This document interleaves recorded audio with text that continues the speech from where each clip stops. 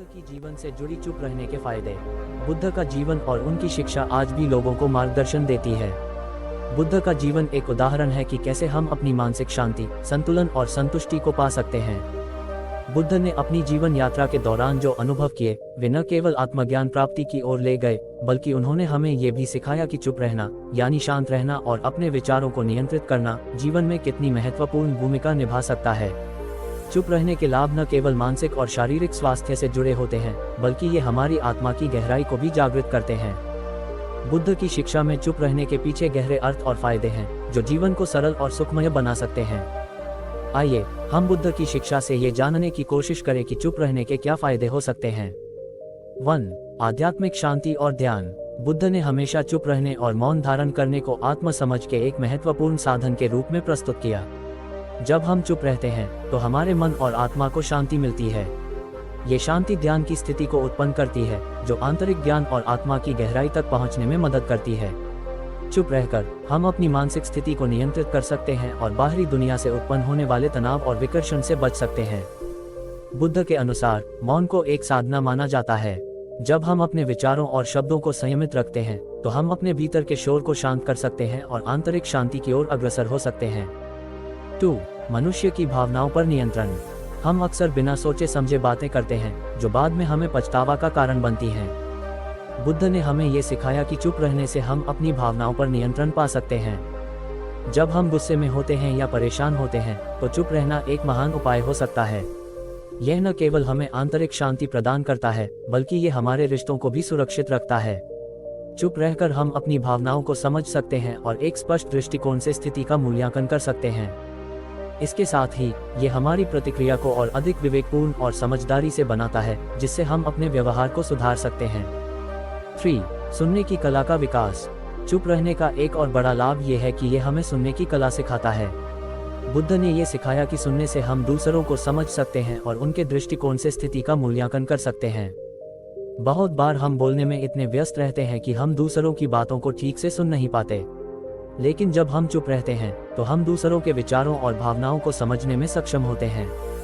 सुनने की क्षमता हमारी मानसिक जागरूकता और सामाजिक समझ को बढ़ाती है। यह हमें सहानुभूति और समझ का एक नया दृष्टिकोण देता है, जिससे हम अपने रिश्तों में सुधार ला सकते हैं। 4. कृतज्ञता और आभार का अनुभव। चुप रहने के दौरान हम अपनी जिंदगी की छोटी छोटी बातों पर ध्यान केंद्रित कर सकते हैं। हम अक्सर यह नहीं समझ पाते कि हमारे पास कितनी सारी चीजें हैं जिनके लिए हमें कृतज्ञ होना चाहिए। जब हम चुप रहते हैं तो हम अपने जीवन में उन चीजों को पहचान सकते हैं जो हमें खुशी और संतुष्टि देती हैं। यह आभार और कृतज्ञता का अनुभव हमें अधिक सकारात्मक और खुशहाल बनाता है। बुद्ध का मानना था कि जब हम चुप रहते हैं और अपने भीतर के अनुभवों को महसूस करते हैं, तो हमें जीवन के प्रति गहरी कृतज्ञता का एहसास होता है। यह हमें दुखों और कठिनाइयों के बावजूद संतुष्ट और शांत रखता है। 5. कर्मों पर ध्यान केंद्रित करना। चुप रहने से हम अपने कर्मों पर अधिक ध्यान दे सकते हैं। बुद्ध ने हमेशा अपने अनुयायियों से ये कहा कि हमारे शब्दों और कार्यों का प्रभाव हमारे जीवन पर पड़ता है। जब हम अपने शब्दों और कार्यों को सोच समझ कर करते हैं, तो हम अपने कर्मों का सही दिशा में उपयोग कर सकते हैं। चुप रहकर हम अपने शब्दों का मूल्य समझते हैं और केवल वही बोलते हैं जो सकारात्मक और प्रेरणादायक हो। हमारे शब्द और कर्म हमारे मानसिक और आत्मिक स्थिति का प्रतिबिंब होते हैं। चुप रहकर हम अपने कार्यों को ठीक से कर सकते हैं और अपने जीवन में सकारात्मक बदलाव ला सकते हैं। 6. अनावश्यक तनाव से मुक्ति। हमारे जीवन में कई बार ऐसा होता है कि हम अपने शब्दों और विचारों के कारण तनाव और मानसिक विकारों का सामना करते हैं। बुद्ध ने हमें ये सिखाया कि चुप रहना हमें अनावश्यक तनाव से मुक्त करता है। जब हम चुप रहते हैं तो हम अपने आंतरिक संघर्षों और मानसिक विकारों से मुक्त हो सकते हैं। यह न केवल हमारे मानसिक स्वास्थ्य को सुधारता है, बल्कि हमारे शारीरिक स्वास्थ्य पर भी सकारात्मक प्रभाव डालता है। चुप रहकर हम अपने मानसिक ऊर्जा को बचा सकते हैं और अपनी जीवन शक्ति को बढ़ा सकते हैं, जिससे हम अपनी समस्याओं का अधिक शांतिपूर्वक समाधान कर सकते हैं। 7. सहिष्णुता और समझ बढ़ाना। चुप रहना सहिष्णुता और समझ की भावना को बढ़ाता है। बुद्ध ने हमेशा कहा कि जीवन में सहिष्णुता सबसे महत्वपूर्ण गुण है। जब हम चुप रहते हैं तो हम दूसरों के विचारों और दृष्टिकोण को समझने में सक्षम होते हैं। ये हमें असहमतियों और विवादों के दौरान अधिक सहिष्णु बनाता है।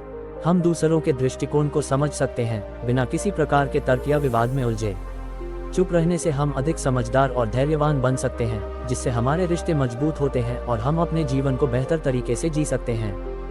निष्कर्ष, चुप रहने के कई फायदे हैं, जो हमें शारीरिक, मानसिक और आध्यात्मिक शांति प्रदान करते हैं। बुद्ध के जीवन और उनकी शिक्षाओं से हमें ये समझने को मिलता है कि मौन केवल शब्दों की अनुपस्थिति नहीं है, बल्कि यह एक गहरी साधना है जो हमें अपने भीतर के सत्य और शांति की ओर मार्गदर्शन करती है।